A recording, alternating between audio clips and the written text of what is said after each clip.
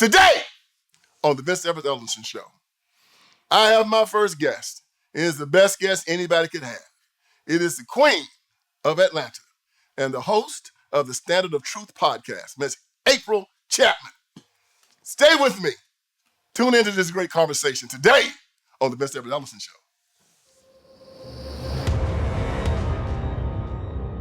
All right, let's get this thing started. What was that? April, are you ready? I'm ready. You broke something. What did I break? Get the break in. I don't know. It's like a nut or something that fell on the floor. I don't know what that is. It's okay. Vince, how are you? I'm doing great. How are you doing? I'm excited to be here. Thank right? you. I'm in Virginia. Yeah. Isn't that cool? It is beautiful. And you have this great podcast, Standard of Truth. It's one of the, I don't know. I started watching it years ago. Well, a couple of years ago. You started it when? 2022. Early 2022. Yeah. And I became a fan. Thank you. You hit politics kind of from where I hit it, from the Christian point of view. Right. What provoked you? What enticed you to start doing this podcast and putting this type of information out there?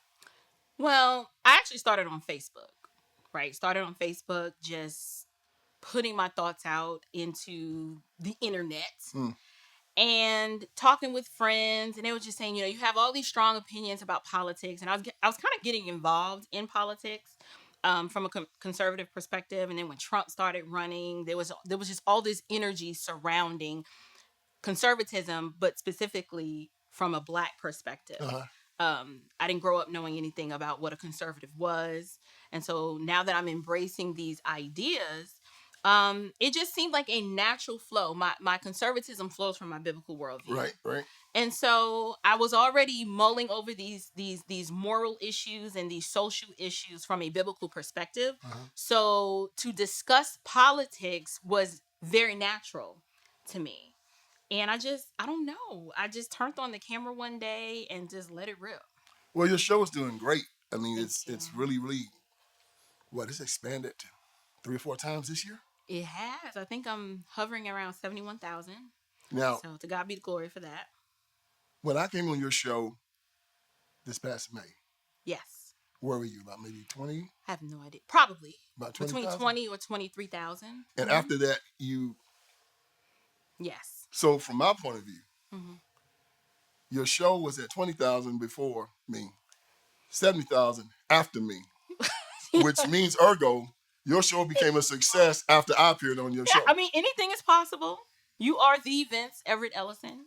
You've been on Tucker, and I haven't. Yeah. So, but I still got more subs than you. But you said you give me credit for your show exploding this year, I did not say that. Your show was at 20,000, and I got it and went to 70. Okay, for the record, the show has exploded since Vince was on the channel.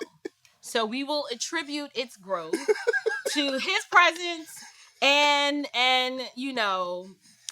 his mouth, maybe his mouth. I don't know. But no, you've been a great friend. And I think the collaboration between the two of us was a natural fit. Yeah. Because you are you say a lot of the things that I already say from a male perspective, and then I kind of come in from the female perspective, and then together it just creates like this magic thing, and I think it resonates with people. Well, we're gonna deal with the elephant in the room right now. Which is? Okay, I met your husband, Robert. Great guy, handsome guy, great dad. Children are great. Thank you. With all that going on, what's this thing you got going on with Roland Martin? I mean, I'm just trying to figure it out. I mean, I can understand Roland is tall. He's got a head full of hair. He's handsome. He look like he stay in the gym all the time. So I can understand how Roland might be some competition for Robert. I can understand that. But what's this thing you got for Roland Martin? I'm just, I'm trying to figure this thing out. You know what? That's funny that you bring that up. So what he's referring to is this feud that you started. You started this drama. I don't even think Roland started it. Okay, you're right. Roland we were minding our business, right? And just making our content. No, you started. You brought me down to Atlanta. Okay, and that started. That is what happened. We did the screening in Atlanta, and somehow the trailer, he got wind of the trailer. Shared the trailer. Appreciate you. Right. Appreciate you. He shared the trailer, got a lot of eyes on it. And the last thing, he should have never done this, was he called Tucker a white supremacist. And then he said that you were was it a disgrace? Enemy The enemy to black people. Yeah. And so that triggered me. And so when I'm triggered, I turn on the camera, and I had issues with it because, as I don't know if your audience knows, I despise lefticles. I love them with the love of Jesus, but I despise I call them lefticles, the worldview that they espouse. And to see people that look like me under this oppressive spell of victimization, and you claim to be so pro-black, but yet you support all of these policies that do not contribute to the flourishing of the black community. Right. You just look like a fool to me. And Roland is one of those lefticals. Right, he's one of those lefticals. Yeah. Very effeminate, and I just thought it was funny because you and I had just talked not too long before that. You had issued a challenge to him to debate you. Right. And Patrick Bet David was going to moderate that. And you heard from him. No, I ain't heard from him yet. We still ain't heard from Roland. And so you called him Rolando, didn't you? I did. I called him Rolando. And that's just a little pet name, nothing serious. But I don't have a thing for Roland. I have issues with his worldview and his rhetoric and his ideology that he knows it is not helpful or good for the black community, but he's paid to say the things that he says. And so it is time, I think, for conservatives we're owning our voice now, and we're fighting back. Right. Figuratively, of course.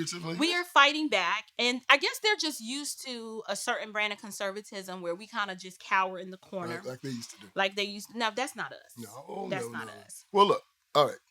From my experience in the black community, light-skinned, pretty black women used to stick together and make a fist and knock out anybody that mess with one of them.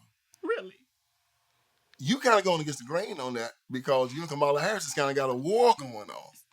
Y'all two light-skinned black women in the black community just fighting right now. And I'm understanding where the sisterhood at. Where'd the sisterhood go? Where did the, ride or die sisterhood go between you and Kamala? You know what I mean? There needs to be some clarification. There's only one of us that are black. That's a black, right? That would be me. Okay, I am what you would consider a foundation. Hold it. What? You trying to say Kamala Harris ain't black? No, she ain't black. She not black. If she's black, then my last name is Patel. You know she ain't black. They're trying to sell us as if she is. And to be fair, as a Christian, I don't want to minimize, ethnicity is just this expression of God's glory, right? The way he's chosen to give each of us these different shades of melanin. I don't want people to think that, I feel some sort of kind of way about Kamala because she's pretending to be. Now, I do feel a sort of kind of way because she is pretending, but even if she was, this foundational black American woman, it still does not, it's not enough. It's not enough. I struggle with the ideology. I struggle with why is it that every time they want to elevate one of us to say, this is your queen or this is your king, they have to represent the worst things of society. And so for me, that's my issue. It's ideology. It is worldview. No, I do not believe she is a black woman. Candace Owens, I think, has done an amazing job of exposing, the questionable lineage with Kamala. And it's not that it matters because it demonstrates that she's willing to lie. She's willing to hide her own identity for political expediency. And I'm just like, why can't we know? Like, if your mama, your grandmama and them is Irish, just let them be Irish. Yeah, but you keep calling her Kamala, and Michael Eric Dyson will come deal with you. Oh, let's not talk about that. I'm just telling you. He said, you call her Kamala, you are racist and you disrespectful. And that's what he said. I didn't say, don't be looking at me side out. He said, called me Rachel. I think he called her, you calling her Kamala. And Michael Eric Dyson said, Michael Eric Dyson said, if you call her Kamala, you are a racist. Right. And what else he say? I don't know. But it was ignorant. But whatever it was, it's irrelevant. It's irrelevant. You He's could- irrelevant. You could whoop him in a fist fight, you think? No, I Michael don't. Eric, I'm gonna beat the hell out of Michael Eric I'm Dyson. a lady. I'm not about to fight a man. Now I whip up on him with some words. No. You just knock the hell out of Michael Eric Dyson. Just beat the. I'd love to have it on film. No, Yeah, I'd like to see you debate Michael Eric Dyson. I'm talking about. Well, Michael Eric Dyson ain't gonna debate me. No, neither will Roland. So right now, here's the list. We've got Roland, no debate. Michael Eric Dyson. No. I mean, I can reach out to his people. Please do. Yeah, that would be a good debate, I think. It wouldn't even be a good debate. I'd beat him so bad, his daddy would disown him. To the white meat? To the white meat. He don't want to cook. Look, he a preacher talking about killing babies. He's not a preacher. He a preacher talking about men can marry men, women can marry women. Right. He's a preacher want to lock children in failing schools that will not allow them to even pray to their God. Right. They're allowing drag queens in, pushing God out, putting porn into the library, taking the Bible out. He support that. He does. He wants to walk around having black people beg the government when black Christians, where Jesus Christ said, I've ordained it for you. Nobody can stop it. So why are we asking the government for it when it's been preordained by Christ? This is why these people, to me, and just like what you call them, what do you call a lot of these black pastors now? Godless goons, popes of perdition. Now that brings up Jamal Bryant. What's this thing you got against Jamal Bryant? Jamal is the gift that keeps on giving. He's the gift that keeps on giving. I also call him the wolf that keeps on woofing. Right? So as you know, Jamal Bryant is a local pastor in Metro Atlanta. He took the place of Bishop Eddie Long. Bishop Eddie Long, right, at Newburgh. They went and recruited. They recruited him out of Baltimore. Jamal Bryant out of Baltimore, who already had a sketchy, sexual history with, being a whoremonger. He had a few baby mamas in the congregation and stuff like that. I think he had 2 baby mamas out up in Baltimore. He also had a Rolls Royce or something, didn't he? I don't know what he drives. It's irrelevant for me. So aside from the doctrinal problems that I have with Jamal, in the sense that he doesn't preach the biblical gospel of Christ, he preaches a hybrid form of black liberation theology coupled with prosperity. It's like a hybrid of just bad doctrine. He dresses good, though. No, I am not a fan of his fashion choices. Now he does have a very robust vocabulary, but that's probably about the nicest thing that I can say about Jamal Bryant. He has a robust vocabulary. But my issues with Jamal are 1, theological, and then 2, ideological. Because he presents himself as a social justice warrior and a pastor. Yeah. But he doesn't, he is not doing what scripture commands, is shepherd the flock of God. What's wrong with him growing weed on church property? Do we need to have a discussion about that? I just, he want to get the people high. He tried to distance himself from saying that. And see, that's the We thing. got him on film saying it. We do. I actually did a video about that. In his mind, that made sense. That was a viable entrepreneurial endeavor for the young men in his congregation, in his mind. And it wasn't until he got pushed back that he was tried to distance himself from those statements. But it just lets you, it gives you insight into the mind of this man. It is perverse. Well, Kamala Harris smoked blunts. Yes, and he supports her. Snoop smoked blunts. Right, but he is supposed to be a pastor. He is supposed to be a pastor, a preacher of the word, someone who is supposed to be a steward, a shepherd over God's people. But as scripture tells us, you're going to always have false teachers like a Jamal Bryant. Why? Because he's preaching a message that is the itching ears of the people who want to hear that. They don't want God. They don't want to submit to his lordship. And so, unfortunately, we're going to have Jamal Bryant's. And how we deal with them is that we expose the unfruitful deeds of darkness. And we warn people. Like the book of Jude says, snatch some out. It says, have mercy on those who doubt, and then snatch others out of the fire. Because he was also up there, and a lot of these black ministers, and you and I kind of agree on this. Right. That there's some that are very good. Yes. That Bishop Wooden. Yes. Some that are very, very good. Yeah. Alton Williams. I don't know much about him yet, but then most of them have just gone completely off the rails. And right. whatever the Democratic Party tells them to do, right. they do. Mm-hmm. What's this guy in Atlanta that married the dude in the church, the OC? Oh, Bishop O.C. Allen. Yeah. Yeah. See, all of these individuals are. Oh, she married a dude, right? No, he's married to a man. Yeah. Yes. Yeah. I like. You probably were one of the first people that I heard articulate in print how the ethnic expression of the Black church is overwhelmingly apostate. Mm.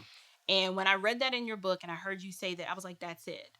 Because for so long, and then you also articulate in your book, obviously, and I was happy to hear you echo this sentiment that there is no such thing as the Black church. That's right, correct. And so if you notice the language that I use, I always say the ethnic expression of the Black church, which is different. And I know it sounds like semantics, but there is a difference. There's the Church of Jesus Christ, which is made up of all people, every tribe, tongue, nation, and people group. But then there's this amalgamation called the Black church, which is an apostate perversion of the ethnic expression of a Black church, which is a church that is faithful, that is comprised of mostly Black people. But I was so blessed when I read your book and I saw you articulate this with such clarity, because I was like, this is what I've been saying. Right. Yeah. And I get a lot of blowback where people's just like, oh, it's just self-hatred. You hate your people. I'm like, no, it's not that. But the average Black church is preaching a false gospel. Now, I'm not saying that there are not white churches that don't do the same thing too. They are. They're plentiful. But I think you and I were talking the other day, and you said that America in general is dying. Yes, it is. America is dying. But then you said, particularly the Black community, we are dying. Yes. And we're in a worse state than the macro. Yeah, we're in the critical state. Right. You said that we're in a critical state. So that when we say the things that we are saying, it is not to the exclusion of other people groups who are down bad. Right. But you were saying that we're in crisis mode with us. And so that's why our messaging, for the most part, seems to harp so much on the Black community, because the state that we are in. Yeah. And, tree is known by the fruit it bears, right? Yes. And when you look at the Black community and you see that the Black church is dying, Right. and it started after the civil rights movement. You talk about my book, and I go back to the Marxism, how it infiltrated the civil rights movement, brought it into the church. Right. And now the church became so political, it became apostate. That even now you got Black pastors standing up supporting LGBTQ. Yes. This is sex outside of marriage. Yeah. It's just basically what it is, and everybody knows fornication is against the laws of God. Correct. They're supporting abortion up to the 9th month. Right. They're supporting the abortion pill. That's basically, as you talked about, the young lady that died from taking it. Yes. What was her name? Amber Tillman. Yes. And these guys are up here because the Democratic Party has given them their marching orders. Right. That this is what we're doing. Get on board. We've been paying you for the last 50 years. I hope you try to buck. I hope you do.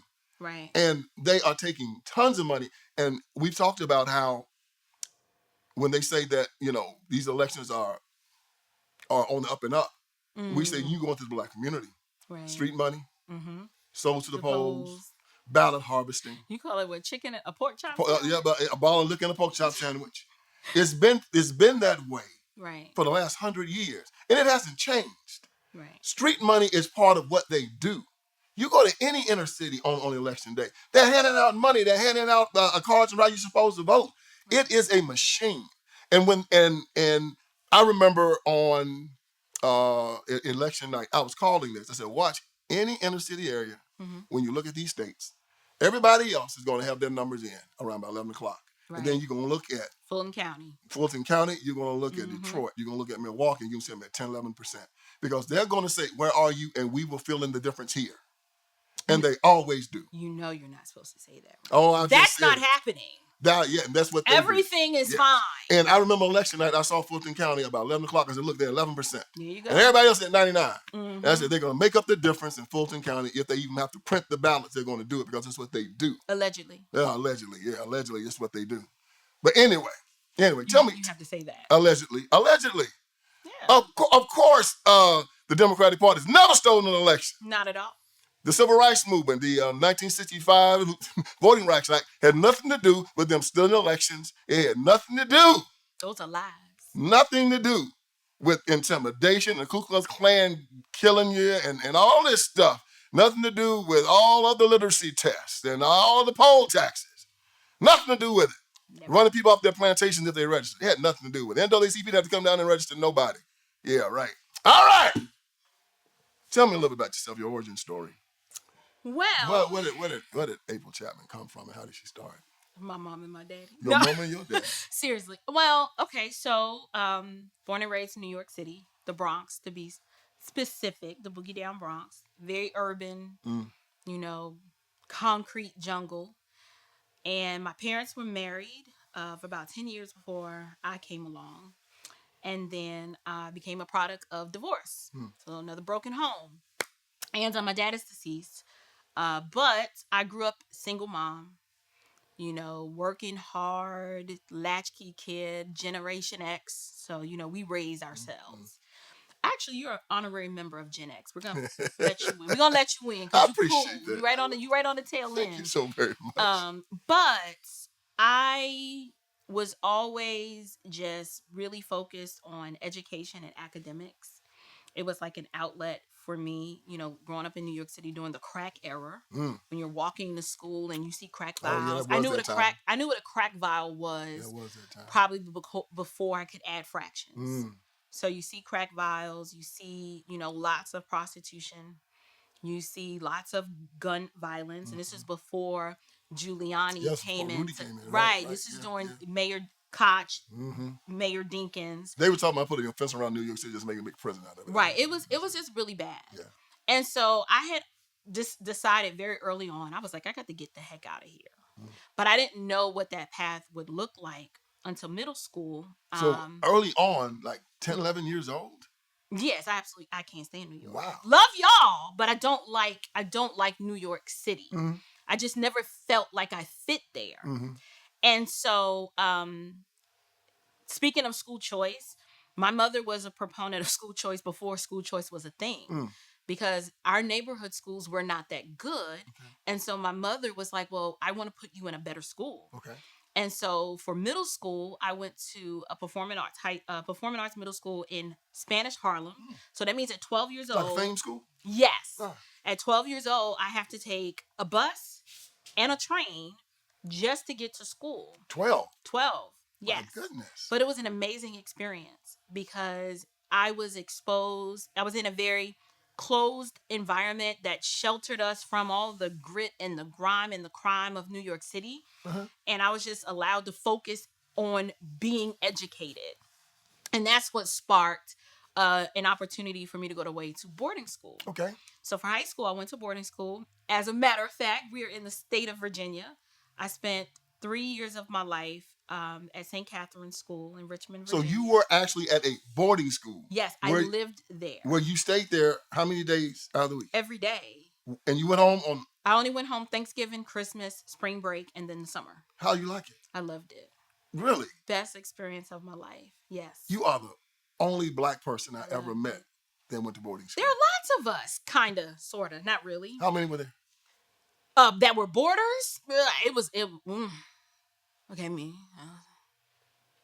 You just made my 5, point. Yes, yeah, so and now it was a predominantly white school, very affluent. You know, I realized going to St. Catherine's that I'm a little academically behind. But did you get there on a scholarship? Yes, wow. Got there on a scholarship. Wow. I tested in, got there on a scholarship, but then now once you get there, you got to compete and you got to perform. Right. And that was very difficult for me coming from New York City public schools. You know, these girls are reading the Iliad and the Odyssey. And I'm like, who? I didn't. You had a curve, you had to catch up. Yes, I had to catch up. Got my first D in modern European history. And back then, I was very pro-blacky black. Right. I was very pro-blacky black back then because I was educated in the Marxist indoctrination system of New York City public schools. Oh, yes. So quite naturally, I'm in this environment where I am being educated with some of the smartest, brightest, most affluent people, and yet I'm still espousing this victim mentality. And then I started. Doesn't work there, does it? It didn't work. It didn't work. And then fast forward out of high school, I attend Spelman College because now I'm like, okay, I've been around all these white folks, yay! But I want to be around my people. So I chose to go to an HBCU, come down to Atlanta to go to Spelman, and was exposed to, I would say, the inverse of what had been experiencing in high school. Lots of affluent Black people were in Atlanta. The boule? And they were doing Was well. boule? Some of them probably were, but that's when it hit me. I was like, wait a minute. There's no victim mentality here. I was like, these people are running corporations and running their own businesses and just doing well. And so that's when I, was exposed to entrepreneurship and things like that. But my journey to conservatism started, several life events happened to me. One, I got married, I became a mom, I became a small business owner, and then I became a Christian. Literally in that order. Wow.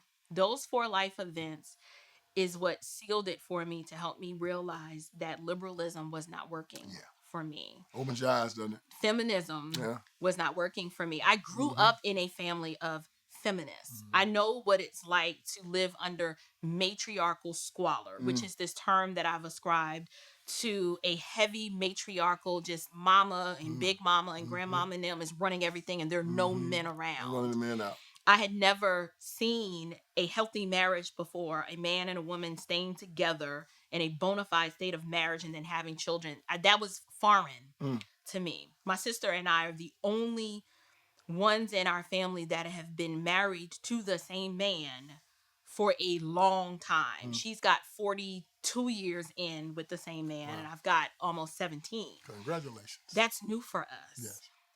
But I attribute feminism and pardon my language, 3 generations of bastards raising bastards. My sister and I wanted to do something about that. You broke the generational curse. We did. Yes.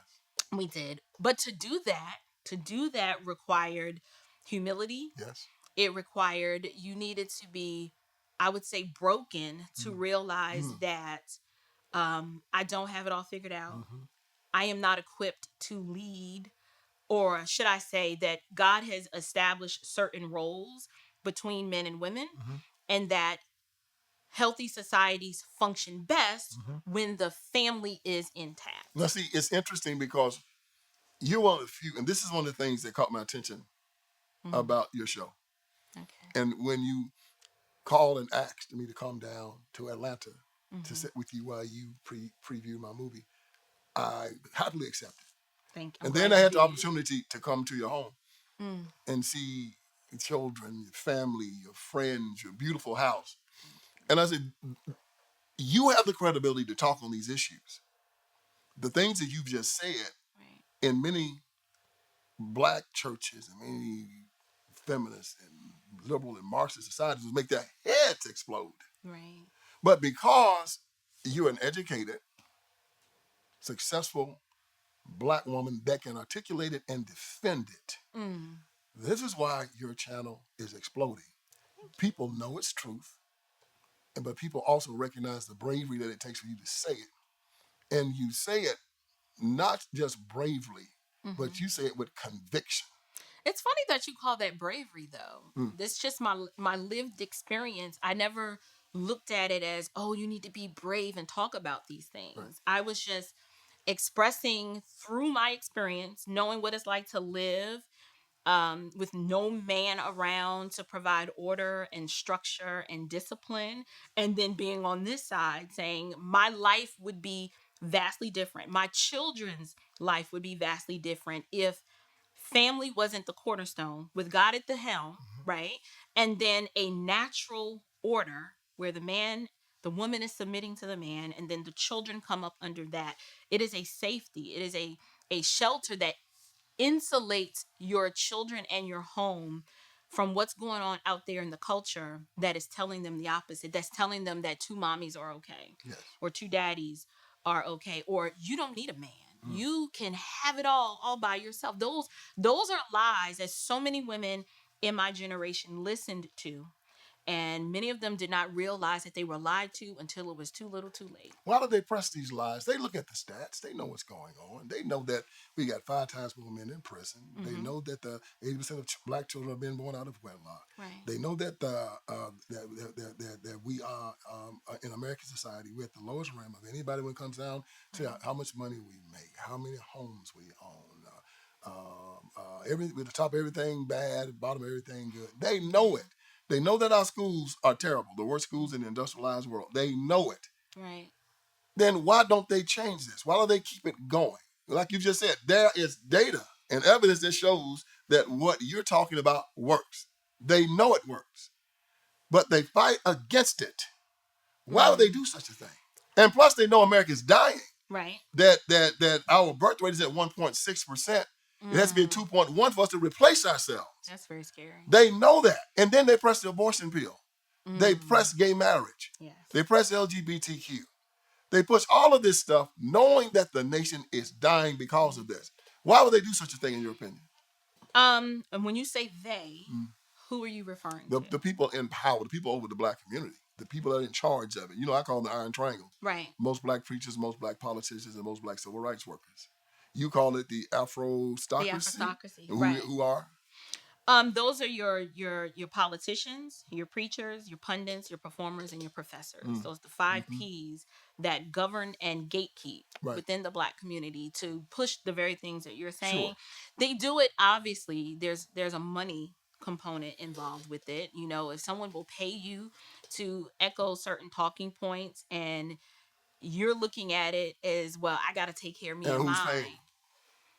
Obviously, I think this is Democrat money. Yeah, white liberals, right? White liberals and black Jerome Crow Negroes. Jerome Crow. Jerome Crow. Who's Jerome Crow? Jerome Crow is Jim Crow in blackface. Jim Crow and blackface. So just think, if you think about the Jim Crow system, the subjugation, oppression, bullying tactics.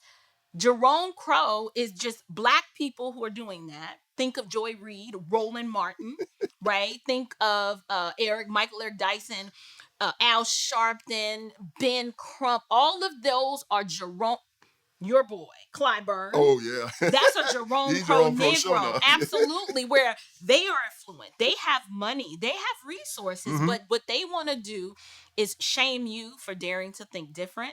They will shame you for daring to embrace conservative values, even though they know. First of all, they know conservative women are way more attractive than liberal women. Oh, yes. Gosh, I'm sorry. It's something about like the armpit hair, right? The pink hair, the conservative women are just better. Yes, we they just are. are. I agree. But here. Here. Right, see? But they, who would you rather? You want to deal with a Joy Reid, right? Do you really want to deal with a Joy Reid? Or, I'm just saying, somebody like me. Well, Take your pick. No one's going to vote for that. No one's going to be like, yes, give me more Trump hair Joy. No one's advocating for that. But to answer your question, they do it because there's a financial incentive for them to do that. They win. Selling out their own people for selfish gain. Yes. Then I would also argue that there is a spiritual component to it.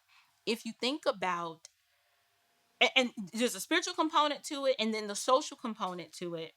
These are the ones that are controlling the media. So if you fail to have what I call a biblical worldview, one that's grounded by an objective standard of truth, when you hear this messaging coming across your airwaves and you don't have a biblical worldview, right, you will be tossed to and fro. You sure will. Right? Every wind of doctrine. You have nothing to ground you in an objective standard to be like, wait a minute. I read my scriptures, and my scriptures say that you a lie. You sound crazy. No, a girl is a girl and a boy is a boy. And the family is the foundation. I mean, the church is patterned after the marriage between Christ and his church. We're his bride. He's the groom. Like, all of these motifs and messages that a biblical worldview would teach you, it becomes instinctive you see how it's played out in the real world, and then you're like, yeah, I think I'm going to stick with this. This is where things are safe and they work well and blessings abide. Over here, it's death and destruction and mayhem and chaos. It's like, why would you want this? In other words, they have no standard of truth. They have no standard of truth. I got you. Right. All right, this thing, again, you light-skinned black women fighting each other and cat fighting in the street. You and Fannie Willis just in Atlanta just brawling in the ghetto.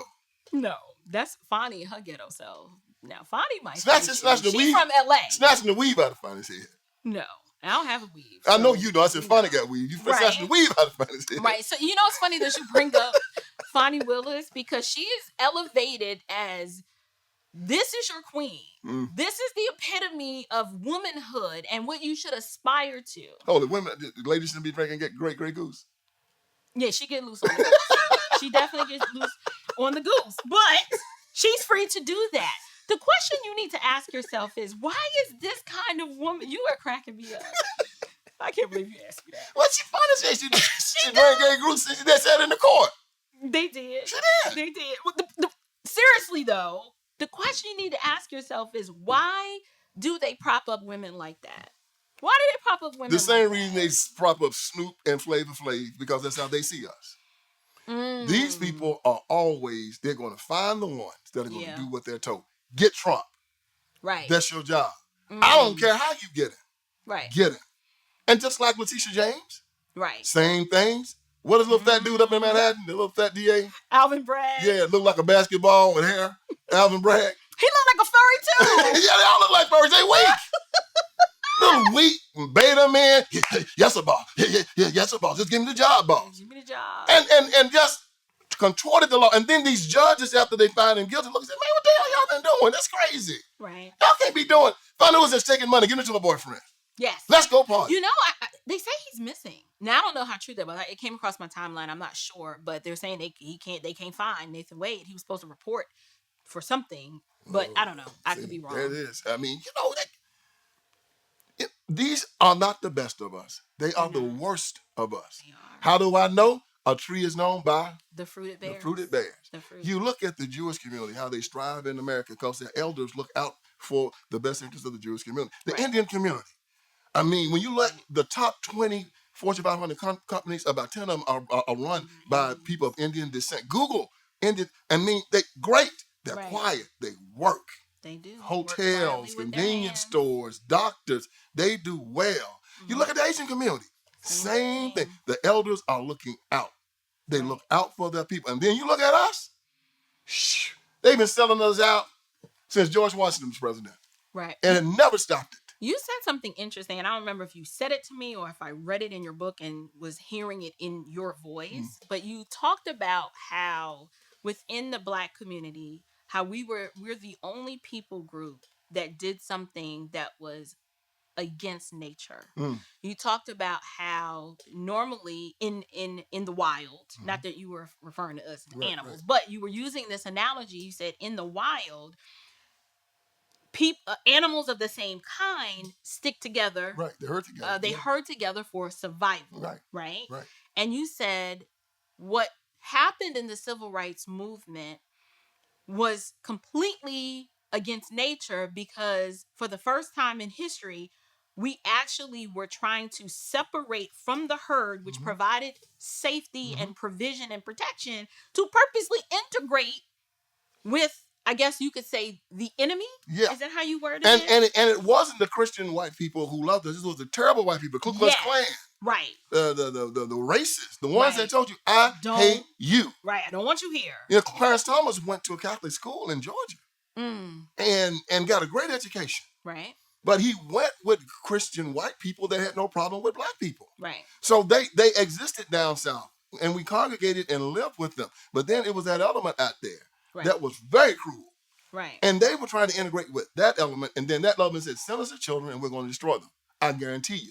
Do it. Right. And we did it. And now look at where they are. They basically have destroyed a generation of people. Right. And we made it seem like herding together for protection, like everybody's always done, was bad. You can go anywhere in the world and they have a Jewish quarter. They might have a Gentile quarter. They might have the Asian, Chinatown. People of like ideologies and like cultures come together, not because you hate somebody else. Right. Even now, when you find Black people, they will herd together in a city. They will go to certain clubs. They'll go to certain... Why? Because we have certain things in common. Right. And they made it seem like that there was some type of injury in that, and made black people believe that if you turned to anything that was black, you were not a Christian person. And no matter how hard they tried, right, when the natural instinct came, the people still went to the HBCUs. yeah, They still heard it in their neighborhoods. right. And now they're trying, and then the Iron Triangle, will then put white liberals in charge of those black areas. Have the government in charge of the educational system. Have the government in charge of the police. Have the government in charge of your medical care. As opposed to the people who live there being in charge of it. And this is how it falls apart. The people, DC has control of what's going on in Harlem. Well, if you let the people in Harlem decide, they fix the problem. I think it's interesting that you say that. The problem is the people in those communities have become so dependent on government that they don't know how to function in their freedom and be self-sufficient. Very good line. Function in your freedom. Right. The idea of, well, this is my community. It's like, well, what are we supposed to do? Govern it. Yeah. Take care of it. Right. You know, be responsible for how your tax dollars are spent. Right. And the sad part about this is the times when we do. I look in the county where I live, where you actually have people who look like you who are in charge. They steal your money. They do, because you know get what? situations like up in Dalton, Illinois. All them suckers get their money from the National Democratic Party. They choose them. They tell you who these people are going to be, who's going to run. Either the state party or the national party. Most of the time, the national party sends it to the state. And then they find the ones they want to run these local communities. And black people don't even know who's funding these. I remember Malcolm X came out and he started talking about who's funding NAACP. Because everybody thought it was a black organization. Malcolm was the first one to out them. He said, they will not even tell you who funds them. They won't even tell you who's running it. Right. And so Malcolm said, this NAACP, 95% of their money comes from white people.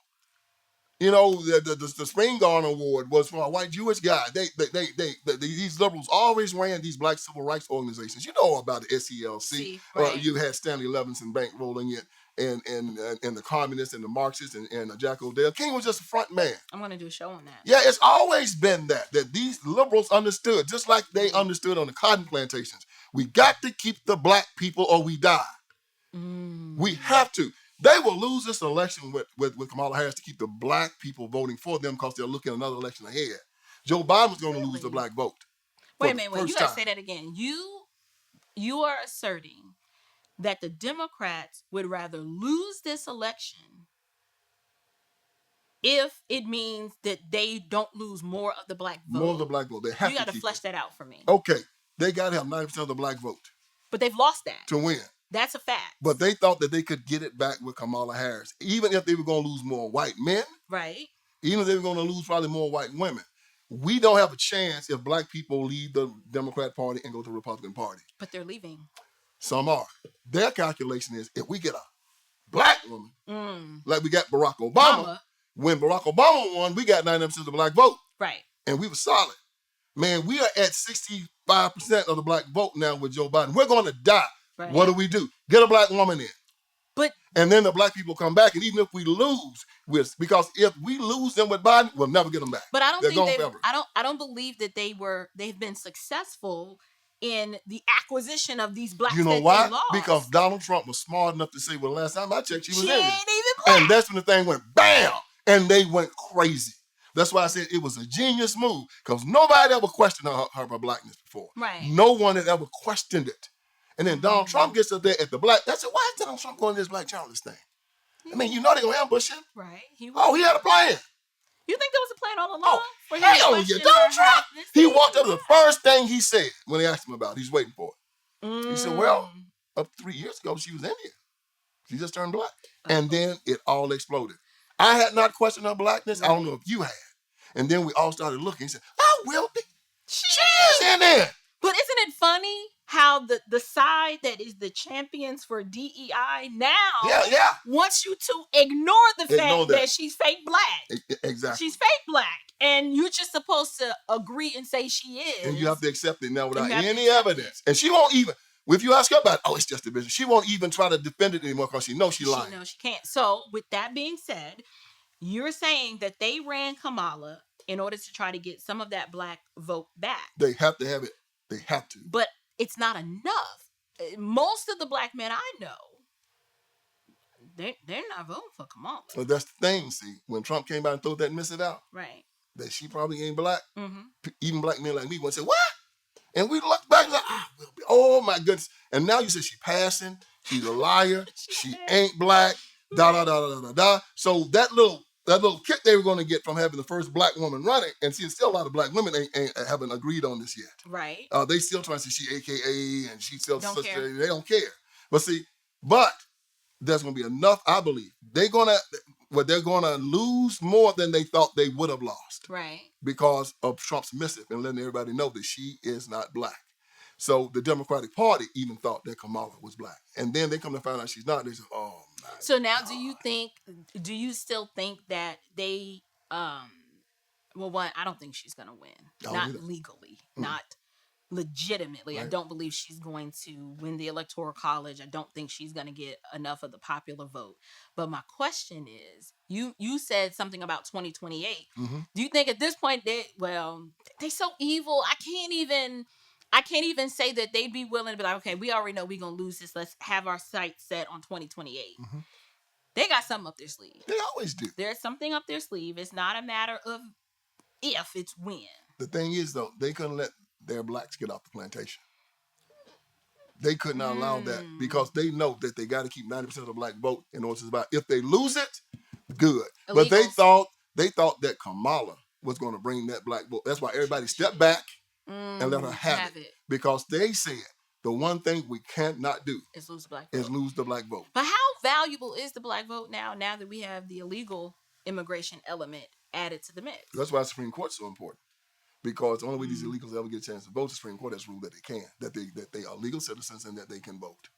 And this is why they want to get Trump out so bad, because they got two justices they think are coming up, Clarence Thomas and they think Alito. And if we get a Democrat to vote on those, they got a 5-4 lead, and then they can do what they want to do.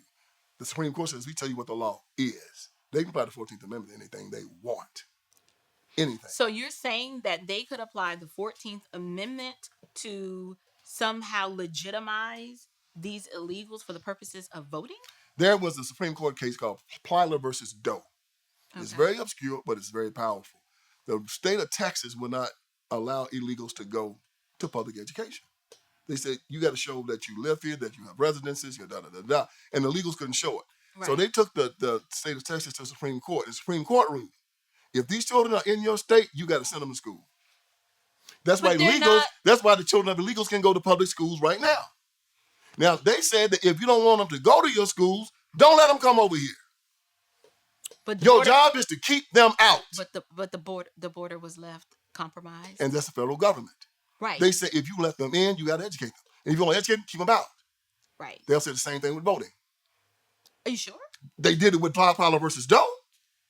If you don't want them here to vote, don't let them in. Don't let them in. But once they come here, they have a right then to representation. Your job was to keep them out.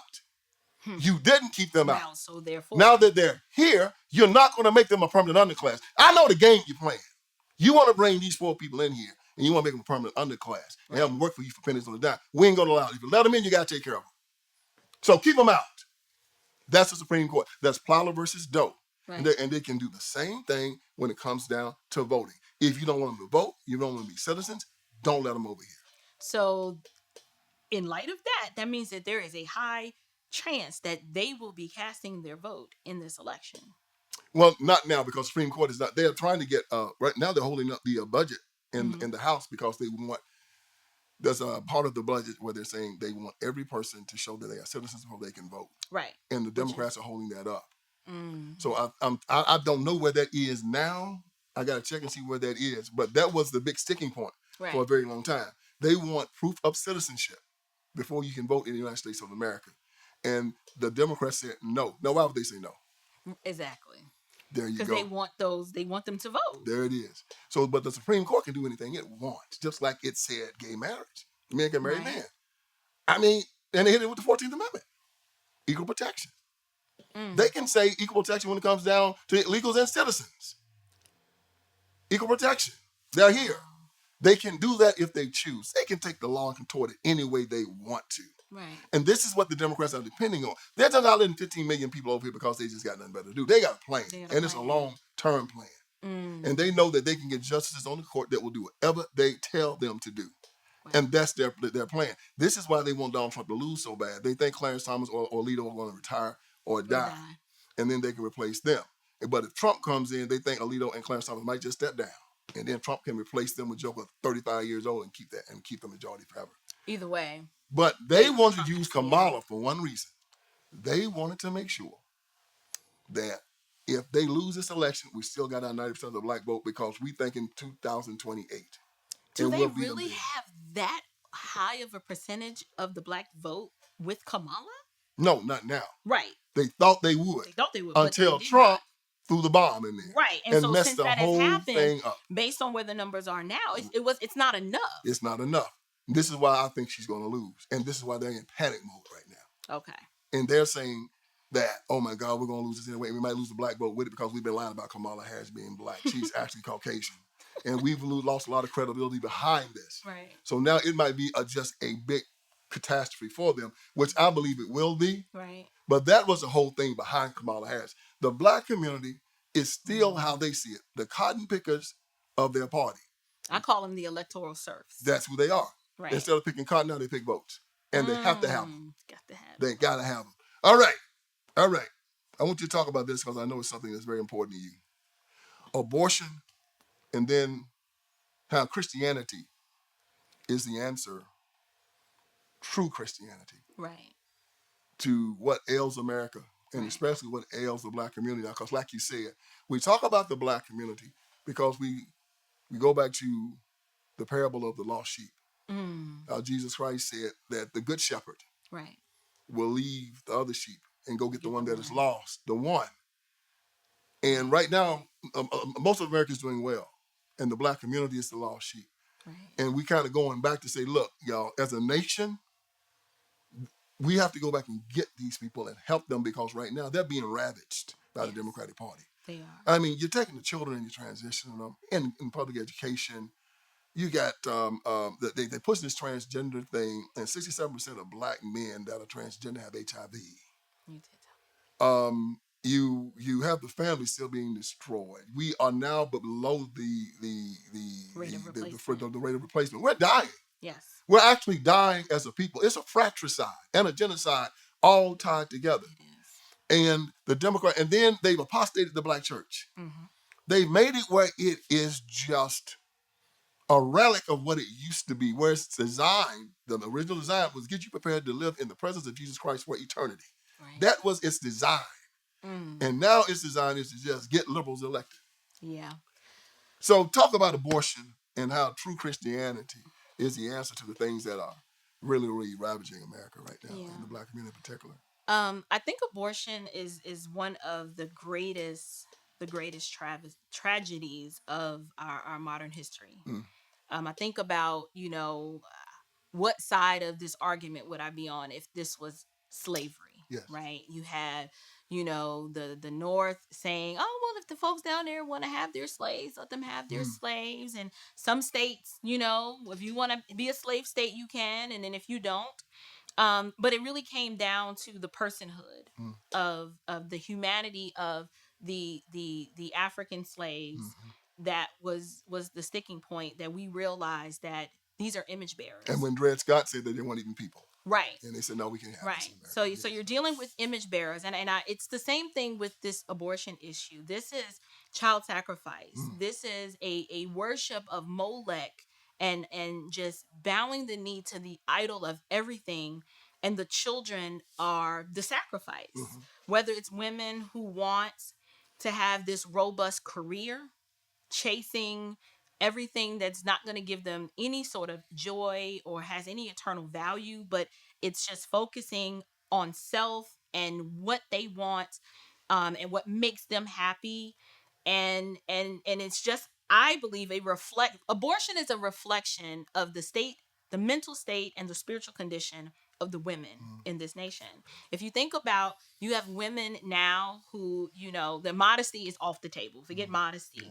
But the sexual revolution and feminism that ushered in this, free sex and promiscuity, and then men, no offense, but y'all are gonna rise to the occasion and just respond to whatever the women are doing. Well, I don't know why y'all tripping about Megan Thee Stallion shaking it like she was shaking it at Kamala Harris's thing. I mean, That's why I can't. I'm just saying. Y'all ain't got good sense. No, it was. I'm trying to be serious. It's talking about Megan Thee Stallion. It was art up there with Megan. But she had two on the other side. Right. Shaking right with her. Well, this lets you know. I told him to check the temperature, and I thought it was like 29 degrees below zero. She was shaking so bad. Listen, you've proven my point. You've proven the point that Megan Thee Stallion, being the archetype of what the Democrat Party is saying, hey, this is your idol. This is who you must be. Are you saying that's a bad thing? Yes, it is a reflection. It is a reflection of the spiritual and the moral state of our women. And when I say our women, I'm not just saying just black women. And Kamala highlighted her. Exactly. Like she thought that was a good idea. Yeah, she thought that was a good idea because they actually want to promote more family breakdown, death, destruction, sexual promiscuity. So, because the thing about it is, you never hear anybody, I at least remember in high school, abstinence was a discussion. Abstinence used to be on the table and it was a discussion, but now it's not. Abortion is now a form of birth control. Yeah. And they don't talk about, yes, Roe v. Wade has been overturned, but abortion is still happening in this country. Yeah. Babies are still being murdered here. I'm very active in the pro-life movement in my state. Yeah, and I just want to be a voice, one, for the voiceless, because these babies don't have a voice, no one to advocate for them. But the messaging to the women is that, we were not created to function this way.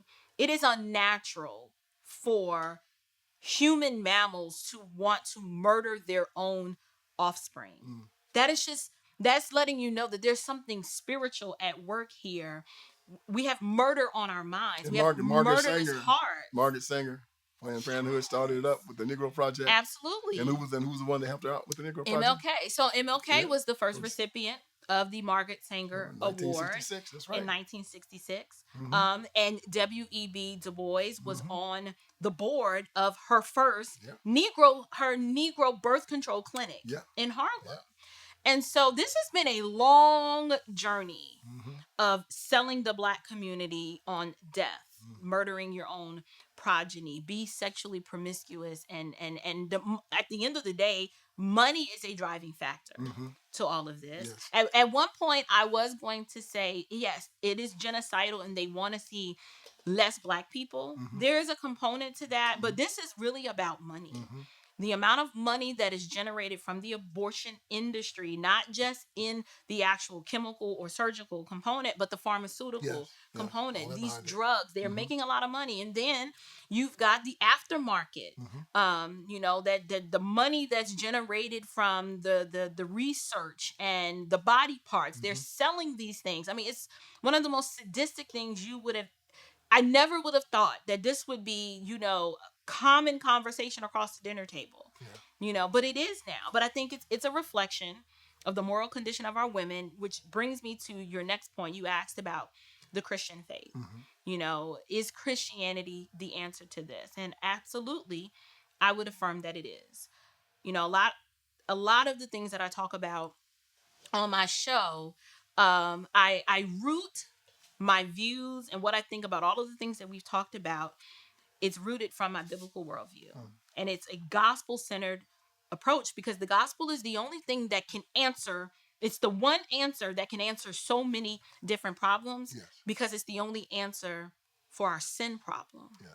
We can't fix ourselves. No, we can't be good. No, and even on our best day, our good is not good enough, because God demands perfection. Yes.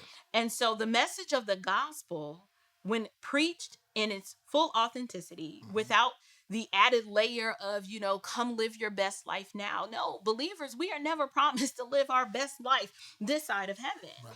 It is about having a remedy for this sin problem and being able to stand before God the Father clothed in a righteousness that's not your own. Yes. And so we need the gospel for that, because what happens when the gospel permeates the wicked sinner's heart, raises you from newness to life, something happens to you. You actually change. Yes, I used to be pro-choice. I used to actually believe that it was okay for a woman to have the right to go and murder her baby. And it came from the murder in my heart, because that's where murder begins. When the gospel was preached and I was made alive in Christ, all of a sudden now I am repulsed by the idea of being a murderer. That's why they fear it. Right. That's why they want This to is stamp it why out. they have to stamp out Christianity, because Christianity is in the way. Or replace it with a false Christianity, which is what they're Right. doing now more than anything. Right. And I think that's the part that saddens me the most within the Black church. I know we're not talking about that, but the gospel is absent Yes. in the vast majority of American churches, but particularly those of the Black persuasion. The simple message of you suck. You're not good. Your heart is deceitful and desperately wicked, and you need a remedy Yes. for this sin problem. Like, we don't even talk about sin in churches anymore. And don't they because you're use gonna racism? offend. They use racism to divide Black and white Christians. They do. And they make us hate one another and fight one another. And you go to a church of a mixed congregation, I do. and you find that the white conservative is not your enemy. Not They my are enemy. really not your enemy at all. No. It is what Malcolm said about that white liberal. That's the one that causes the trouble. But they know that if Black and white Christians ever get together, they're done. But only the gospel can do that. Yes. So the reason why I say Christianity is the answer and the gospel is the solution, because the gospel, the message of the cross, is that we, as sinful wretches of all ethnicities, now have access through a mediator, Christ Jesus, to be reconciled to our Creator and then to be reconciled to one another. So now I don't have hatred in my heart on the basis of ethnicity towards someone who doesn't look like me, because the gospel has now changed my heart, and I now see that person as an image bearer. But now we're all adopted into the family of God, and now that's my brother, or now that's my sister. There it is. The gospel is just the answer for so many different things. So April Chapman, I had a good time. you are a star. Thank you, sir. There has been a growing debate out there. I just been hearing it. Okay. I got a podcast. You got a podcast. Most of the people I heard say my podcast is better than yours. I'll allow That's it. just what I'm hearing. I'll allow it. I'm just hearing. Your podcast would be better than mine if you posted more content. But since you don't, I will stay in the lead, and we will have this feud for however long. I don't know. It's friendly competition. Well, I'm glad to have you on my show. You're a good sport. Thank you. You have a better podcast. I'll concede that. Okay. If Crown me. If you guys have not seen April Chapman's podcast, it is must-watch TV.